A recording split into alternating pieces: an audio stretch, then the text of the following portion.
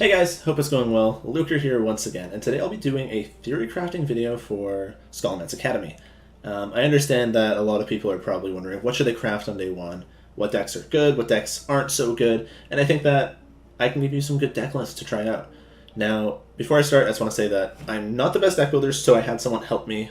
My good friend Zlsjs, alongside some other people, helped out with the decks. You can check out his Twitter somewhere up here. I'll have my editor put that in for me because I don't know what the fuck I'm doing.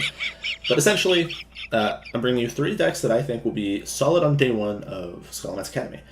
Of course, these decks could use some fine-tuning. We debated about a lot of the cards, and we came to conclusions that we think these lists are pretty good. But obviously, it's impossible to know, so if you have extra dust, I would definitely suggest trying these out. I think they'll be quite a bit of fun. Yeah, so I hope you guys enjoy. If you do, please be sure to leave a like on the video, comment, and subscribe. I answer pretty much every comment, as long as there's something to answer. I also just, I'll heart them if it's a nice comment. If it's a mean comment, I'll probably save it for later when I need some private time.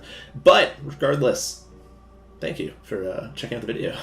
I really enjoy doing YouTube, and I plan on doing several videos a week once Scholomance Academy officially releases on August 6th. So yeah, hope you guys enjoy. See you guys after.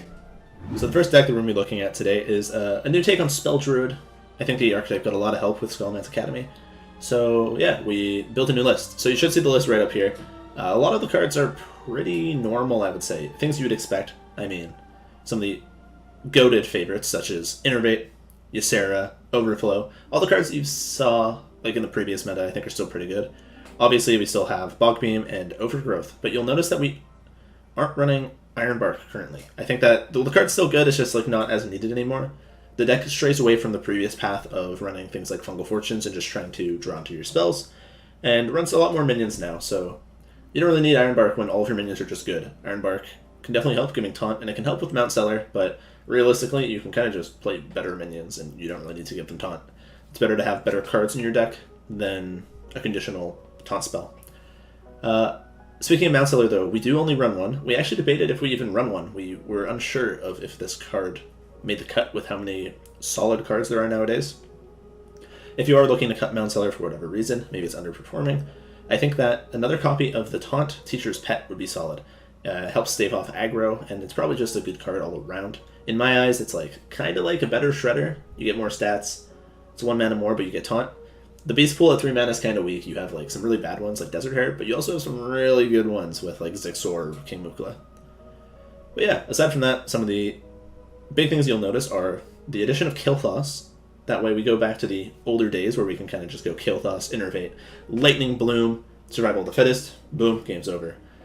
We also have an interesting combo that I'll admit I was weary of at first, but Zlsjs was obsessed with, in Guardian Animals alongside Lake Thresher. For those of you who don't know, Guardian Animals tutors out 2 minions from your deck that are beasts with 5 cost or less, and with Lake Thresher, it also gives them rush, sorry. And with the Lake Thresher, which can damage every minion that attack, it has the cleave effect, kind of like Cave Hydra. You can kind of just clear huge boards for nothing. You can go from having no board into having 2 large minions that have cleared your opponent's board. Especially in Druid, where you can ramp and just like cheat this out super early, it's kind of insane. Like imagine if you, without even hitting ramp, if you just Lightning Bloom this out on turn 5, you now have 2 large minions that have cleared your opponent's board, and the game's kind of over against most aggressive decks. So yeah, I think that Spell Druid will actually perform very well in the upcoming meta. A lot of people are saying that Druid might be nerfed. I think it was orange, it might have been board control. But there was someone who was playing in the pre-release, the little Blizzard event that they hosted, where all their favorite streamers, and not me, not Zeddy, not Jay Alexander, so no one toxic, where they all got invited to play with the cards early. Insom's favorite event, actually. But a lot of them tested stuff out, and Druid was kind of considered as like, this has to be nerfed on day 1. I wouldn't be surprised to see Druid nerfed within like the first week or 2 of the set. But only time will tell how they actually perform. Maybe once the meta refines itself and all the like best decks are found, maybe Druid actually just can't compete. I mean, who knows, maybe Tempo Warrior just comes back from the dead, or Demon Hunter proves once again that we were not prepared. I'm not really sure. But yeah, I think Spell Druid is going to be a solid choice for day 1. So the second deck that we'll be looking at now is Aggro Rogue archetype. Rogue always just has had pretty good aggro tools. Cards like Eviscerate, Deadly Poison, they kind of just hit your opponent in the head, and Smork's always good. Smork always finds a way to win on ladder, and whether you like it or not, aggro will remain king, at least for the first week of expansions. Typically, how sets go when they release in card games is the aggressive decks reign supreme on the first week or so, and then afterwards the control decks get better and take over. So the reason for this is because control decks usually need more time to refine their lists, because you have to know what you're playing against, right? If the meta is filled with large minions, very singular large minions such as Edwin or Questing Adventurer, then a control warrior needs to run cards such as Shield Slam or Silence or BGH. But if the meta is filled with decks like Zoo, then you're running 7 minions, you have 2 Flame Imps and a bunch of other stuff hitting your opponent.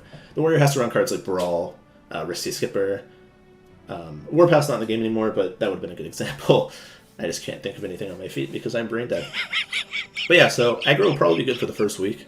And if you're looking to get some easy, cheeky wins in early, I definitely suggest crafting Aggro Rogue.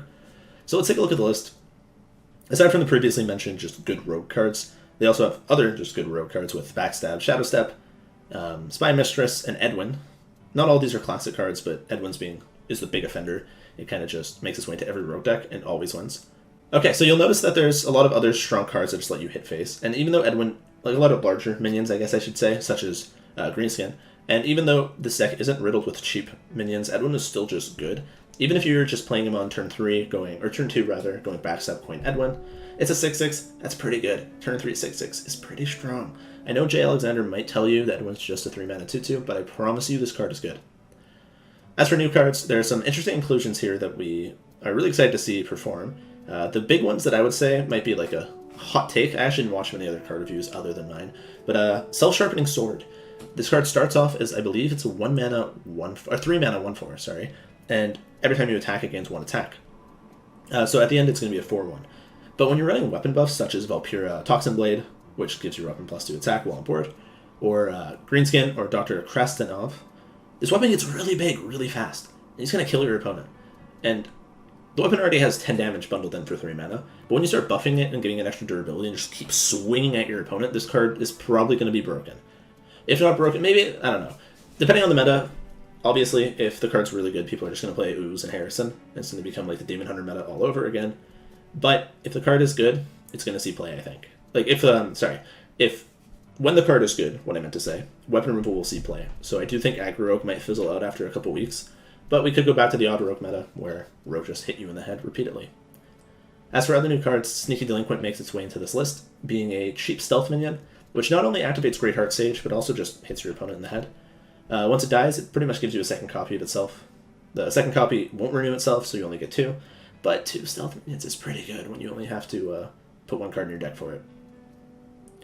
There's 2 other interesting cards here that we should take a second to talk about, though. One being Secret Passage, which is the highly discussed cycle card. This card just draws a bunch from your deck, and it also works very interestingly with randomly generated cards. When you play things like Evil Miscreant and add Lackeys to your hand, Secret Passage will ignore them and shuffle the other original cards back into the deck. So if you play Secret Passage and get 2 Miscreants, maybe another randomly generated card, we don't have any in this list, but whatever, let's just say you had another RNG card, and you play those cards, the RNG cards stay in your hand, and you redraw the other cards. So you just kind of draw a fuck ton. And I'm not supposed to swear on YouTube, whatever, but this card's really good, and it's going to be played a lot in Aggro Rogue, I think. And the other card that we should talk about is Infiltrator Lillian. It's a stealth minion. Once it dies, it summons pretty much the same statted minion, or a same statted minion that attacks a random target. Sometimes that same statted minion hits face, and then you just have 2 bodies, or sometimes it just kills something, and then it works kind of like Imprisoned Vile Maw, I believe, the 2-mana 5/4 and Hunter. So yeah, this card's just good. Again, I think it's a sizable body. It works kind of similarly to Leroy in some ways, where it can be used as a finisher. It does take a turn to set up, but if you just attack face on an empty board and then backstab your minion, you get a second attack, and that's a lot of damage. I know it's kind of niche, but sometimes that will happen, and you probably get on trolled in if you have a couple of them, so I think this legendary minion will be pretty strong in the upcoming meta. Alright, and the last deck that I'll be taking a look at is a Mage archetype. Sadly, it's not the Mage archetype that I want to play. If this was the deck I'm going to be binging on day 1 video, then you'd probably see Exodia Mage in here instead, because I really want to kill my opponent from hand. But I don't think it's going to be very strong. It'll probably be a niche tournament deck at best, or something you might see Regis Kilbin making videos on. But Tempo Mage is probably going to be pretty strong. I will say this list is a work in progress. We were kind of hesitant to put it in the video, but I think it's really cool, so I wanted to just throw it in there. So if you played Hearthstone back in earlier metas, specifically I think it was One Night in Karazhan, you might remember Tempo Mage as this deck that just did a lot of stupid things. You'd play Mana Worm on turn 1, you would Unstable Portal on turn 2, naturally you get a 2-drop from it, you'd play it. Turn 3, you could go Flame Waker, Coin, Arcane Missiles. Your opponent was probably a Zulok, and they probably lost the game. So Tempo Mage does a lot of dumb stuff. And I do think this iteration of Tempo Mage is probably a bit more tame, but it also does a lot of dumb stuff. So one thing you'll notice is this list opts around a lot of the spell package synergies, such as Lab Partner, Astromancer, Solarian, and Bloodmage Thalnos, as well as cards such as Cram Session. Spell Power also works with the new legendary minion, so it's pretty good. Raz Frost Whisperer, I believe I'm saying that right, I might be saying it wrong, does more damage based on how much spell power you have. It's kind of like a Despicable Dreadlord effect, where it does 1 damage to all enemy minions, but it does the damage to face too, I believe. And it's increased for each spell power minion you have, and that's kind of absurd. So I do think this deck will be pretty good. Another interesting thing here is the inclusion of Firebrand. Personally, in my card review, I also actually rated this card kind of low, and I still do think it's not great, but it does fit the archetype. Whether the card's good or not, by itself, I do think it fits the archetype naturally. You can tempo it out as a body on an empty board, then your opponent can't really summon anything, because if you just play a spell, it dies. And what deck is playing more spells than Tempo Mage? We also have Mizaki in this deck, Master Duelist, which is the Mage legendary that gains 1 spell power for every spell that you've played while that is on the board. So you can just tempo this out, and if your opponent can't clear it, you can go like Sorcerer's Apprentice, and then Brain Power plays in the background where you just play 20 spells, and your opponent is going to die to an Arcane Missiles, and that's kind of insane. So I do think this deck might have a little bit of problems. I do think Tempo Mage as a whole has some consistency. You have to cycle your whole deck, but you have to hit your key cards. So for example, Cram Session, well, it does draw a lot, and you do have a lot of spell power minions with Lab Partner, Primordial Studies discovers some, and the other minions that I mentioned. It can be hard at times to just guarantee that you can chain it off. I do think Cram Session is good though, as just a 2-mana draw too, so even with just 1 minion, it's probably pretty good. One thing that is better with Tempo Mage now than it was previously though, is you do have like 16 different win cons. Before, your win conditions, or at least in this meta with Spell Mage, was either you go off with Shinvala, or you have an insane mana cycle in turn. So there was 2 win conditions, but the second one was like pretty inconsistent. I mean, sometimes, yeah, you just kind of made a board of little minions and hit them, but that didn't happen realistically, or reliably at least. But with this new build and iteration of Tempo Mage, you have the Shinvala win con, you have the play some dudes and hit them win con, you have the random spells win con, you have the clear your opponent's board win con, you have Mizaki Master Duelist, and you have Raz Frost Whisperer. So realistically, you can just do like 20 different things, and if they pan out, you win really well. You just win. I will say this archetype probably will struggle against some of the slower decks like Control Warrior, but I don't know that Control Warrior actually got enough support in the recent set for this to matter, so I guess only time will tell. We'll see how things go. But I will say that I'm very excited to see how Jaina fares in the next expansion. I mean, let's be real, I just want to play with Jaina, she's pretty cool. Probably one of my favorite heroes, but I am a Freeze Mage addict, so I don't know. Again, I think this deck is very good. I will be playing Exodia Mage on day 1, day 2, day 3, day 4, probably for like the first 3 months. But if you want to win, I definitely suggest trying this deck out. Alright guys, that wraps up our theory crafting for the Scholomance Academy video. I looked at 3 different decks, all of which I think are pretty good for ladder. Personally, I think the order of consistency with our builds will be like Rogue, Druid, Mage. I mean, Druid has a higher power level, I think, but they're all just good decks. Mage might be a little sketchy, but I mean, who doesn't love some sketch? I do think these decks will be good, and I definitely suggest trying them, or at least, watching me play them on a stream. Maybe head over to twitch.tv/LukerHS, and you can watch me waste my dust on these decks and others. I'll be pretty much trying to open every card from this expansion, so I'll be testing out a lot of stuff. Yeah, so thank you very much for watching. I know this video might have been a little shoddy on some of my dialogues, but that's because I'm getting used to recording for YouTube. It's a lot different than recording from streaming, and the light blinds me, so I just sit here and blink 400 times. But, we'll get there. We'll all get there together. Once again, thank you guys so much for watching the video. I hope you enjoyed it. If you did, please be sure to leave a like, a comment, and to subscribe to the channel. I want to get into YouTube consistently. I think it's really cool, and I think that don't tell anyone I said this, but I think there's a lot of bad YouTube content right now. I think a lot of Hearthstone YouTubers are just kind of lazy, and they just kind of abuse the viewers and just take advantage of their willingness to watch stuff. When everyone's making low-effort content, then other streamers and YouTubers can just make more low-effort content, and no one has to really try. I do think there are some very good YouTubers in the Hearthstone scene. And I won't say any names, but I do think there are some people who need a little nudge, and I will be that nudge. I am the one who nudges. I'm coming for you, Walter White. Alright, guys, that was a horrible joke. But, alright, thank you once again for watching. If you enjoyed, I'll have more videos coming soon, so please, keep in touch. Check them out. Tell me you love me. Please, someone has to. Have a good night, guys. Peace out, Cub Scouts, and I'll catch you for my next video.